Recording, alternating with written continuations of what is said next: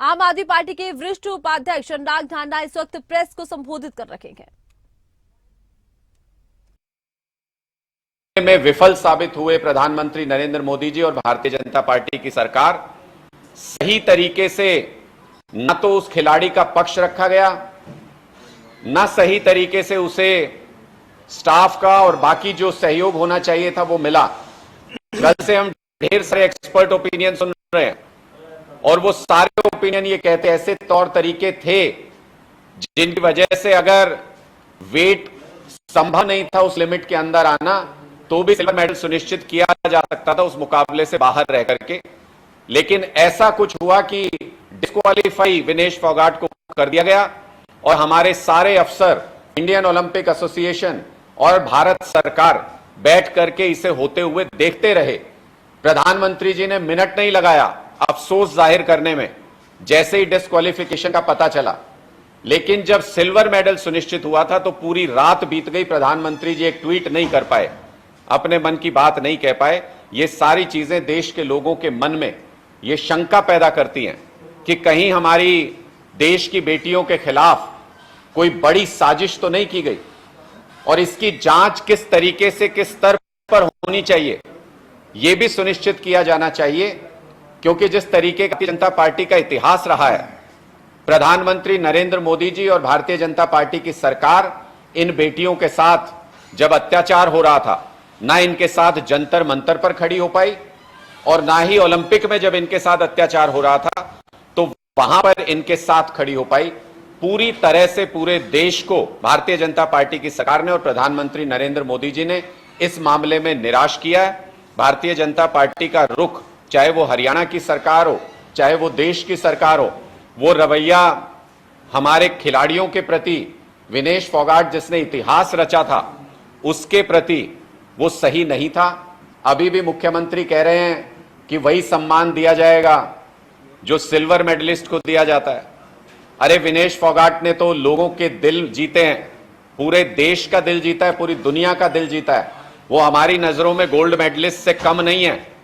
Olympic में ये हमेशा याद रखा जाएगा कि विनेश फोगाट से कैसे उसका गोल्ड साजिश करके छीन लिया गया।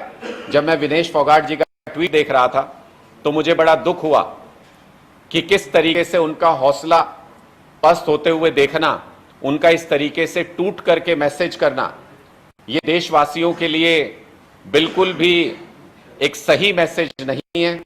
हम सब इस मुश्किल घड़ी में विनेश फोगाट जी और उनके परिवार के साथ खड़े हैं। सरदार भगवंत मान जी और मैं कल उनके परिवार से मिलकर के भी आए थे और हम ये विश्वास दिलाते हैं कि उनकी लड़ाई में उनके साथ मजबूती से कंधे से कंधा मिलाकर खड़े।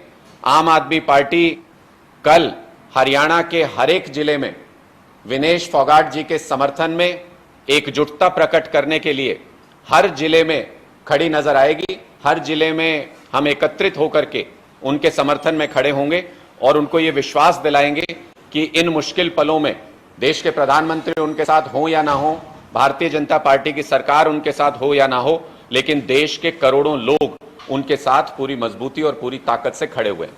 इसके साथ ही आज मैं अभी सुन रहा था हरियाणा के घोषणा मंत्री, मेरा मतलब मुख्यमंत्री, अभी कुछ देर पहले उन्होंने ये स्वीकार किया कि Haryana public service commission HPSC और एचएसएससी ये दोनों संस्थाएं पूरी तरह से फ्लॉप हो गई हैं, बंद पड़ी हैं और भारतीय जनता पार्टी की सरकार में युवाओं को नौकरी देने में अक्षम है, विफल है, नौकरी नहीं दे पा रही है भारतीय जनता पार्टी की सरकार। ये घोषणा मंत्री जी ने अभी कुछ देर पहले खुद अपने मुंह से स्वीकार किया। मैं क्यों ऐसा कह रहा हूं?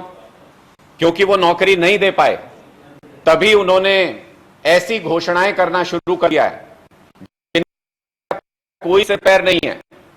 सिर्फ और सिर्फ उनको लगता है कि बेवकूफ बनाया जा सकता है।